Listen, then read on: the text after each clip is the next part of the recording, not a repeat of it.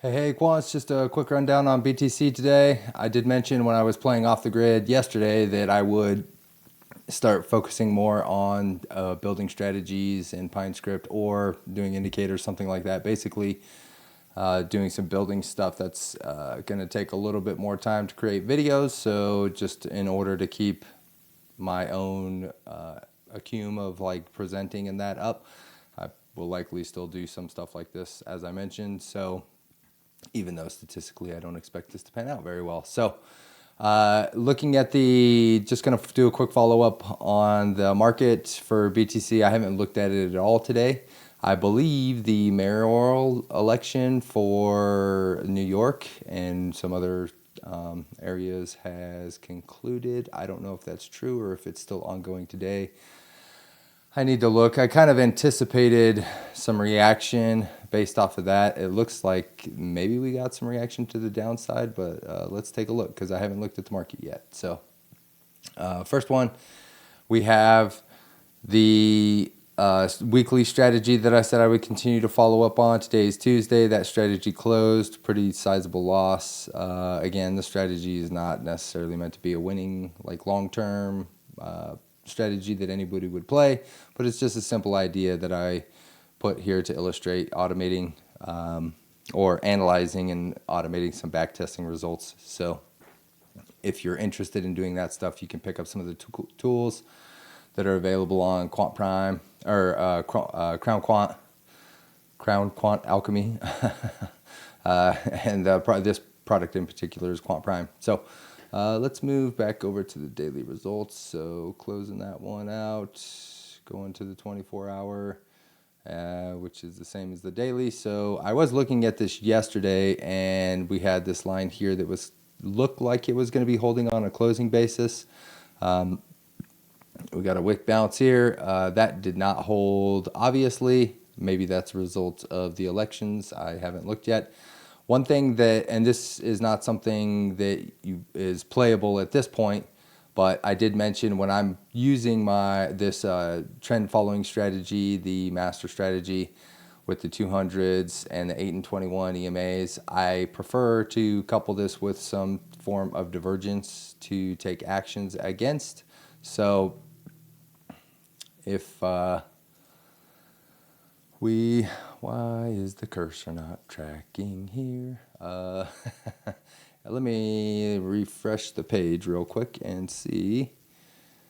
Let's leave the page. Let's just refresh this and see if I can get the cursor tracking across both screens here. So that seems to be working now. So yeah, so this, again, this is something that doesn't generally work that well when you pair it with automated trading results, because you need some form of confirmation for determining whether you have bearish or bullish divergence. And a lot of times, by the time that has happened, the move has already played out, which, I'm gonna say today there is a potential for some bullish divergence forming here, but it's not actionable yet. It's not confirmed. So you have the option of waiting to see if it's confirmed before you play, which means you'll obviously not be catching the bottom, which is fine, depending on what you're expecting from the move. Or you have the potential to front run that. Generally, I would not. So what we have here is we have price looking on a closing basis. We have price closing around 106, just a rough estimate, and currently price is at 104. So if this closes here, based on closing prices, not based on wicks, we will potentially have some divergence in play. The oscillators I use work off of close price as well. So usually if I'm coupling, I'm looking at closes for playing these divergence plays, but what I'm looking at here is on the oscillators. They are both, I like to use this, the blue one here. This is, and the MACD. The oscillator is higher, even though the price is lower.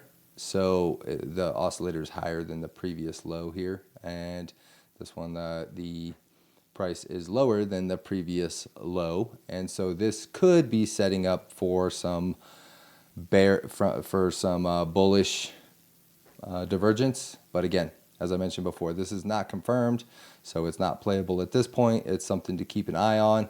And considering it looks like we got rejected right off of this line here, I didn't delete this line, but and it's not a horizontal line, it's just kind of a diagonal line. And so I personally don't like playing those. I don't find those to hold well, although I have seen that work out fairly frequently with some breakouts and stuff like that. So point is, for myself, what I would be looking for to potentially see some continue for a turnaround here is, and who knows why that might happen, right? Currently the trend is down. You should just stick with the trend.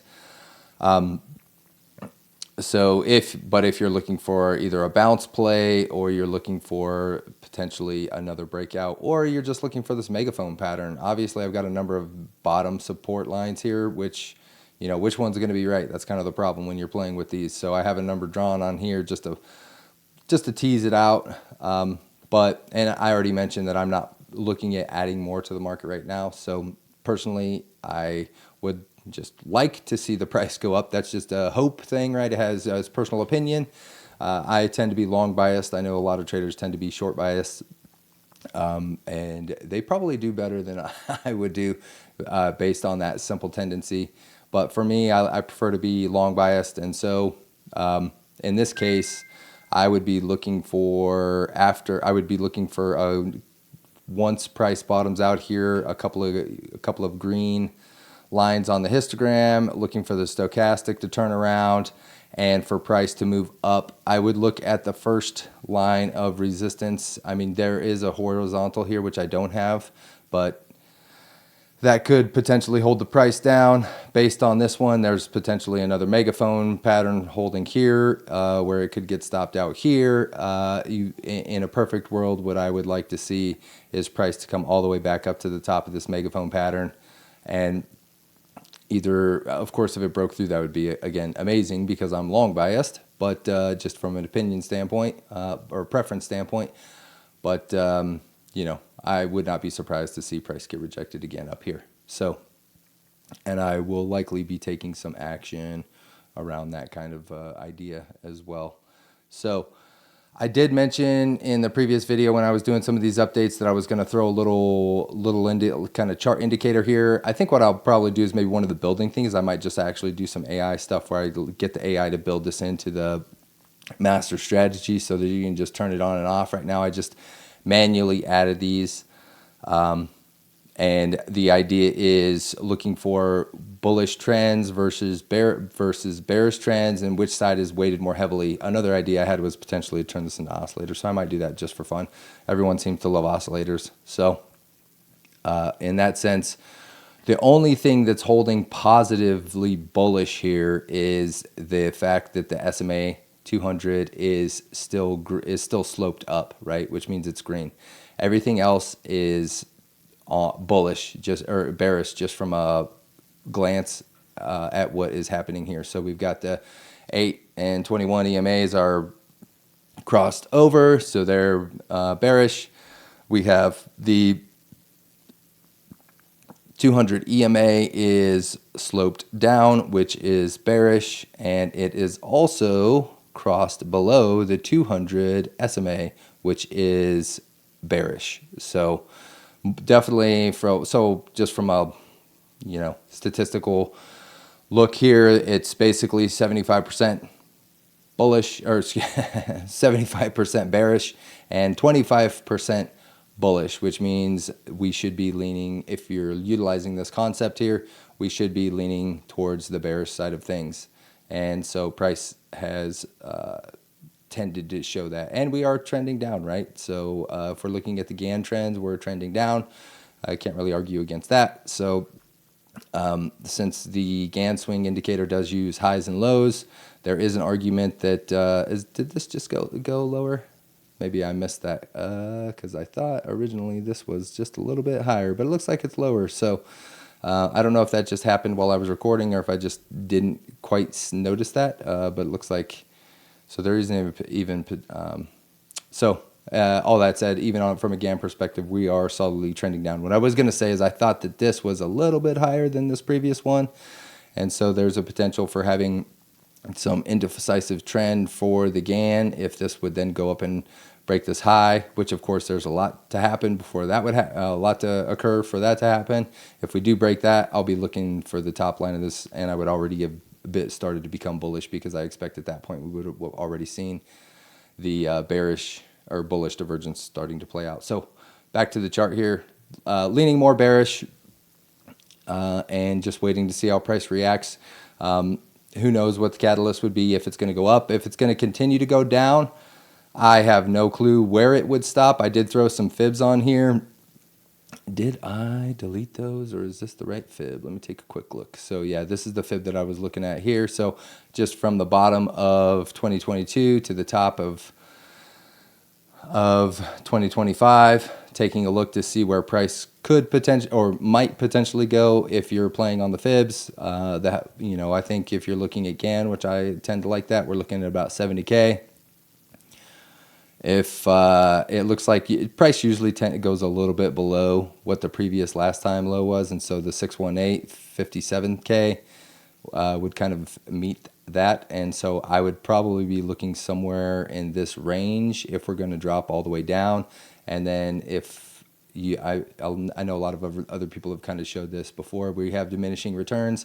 I believe it was like 84% and then like 77%. So if we just measure from the top here down to the half, that would only be a 43% drop. I say only, but this is Bitcoin, right? So, and then if we dropped all the way down to the 618, that's only 53%. And so in that context, that would be a significant diminishing decline versus what we've had before, because the previous one, I believe, was about 77%. So let's just take a quick look at that just for fun. Oh, didn't capture it, so let me zoom in a little bit here so I can get it right at the tip. And then zoom back out, scroll. I wish that wheel would scroll a little bit faster, but that's what it does. And then all the way back down here, zoom here so I can get it right. So yeah, 77%. So I mean, that would be a significant diminishing loss if we were to only go below 60%. That would be pretty impressive, I think. So from a loss perspective. So who knows if we'll actually get down that far. But yeah, time will tell. So alrighty, that's all I have for today. And let's see how if we see any reaction from the elections. Maybe we'll eventually get the government open back up, and there'll be some catalysts there. These are things that we cannot really predict. Peace out, quants.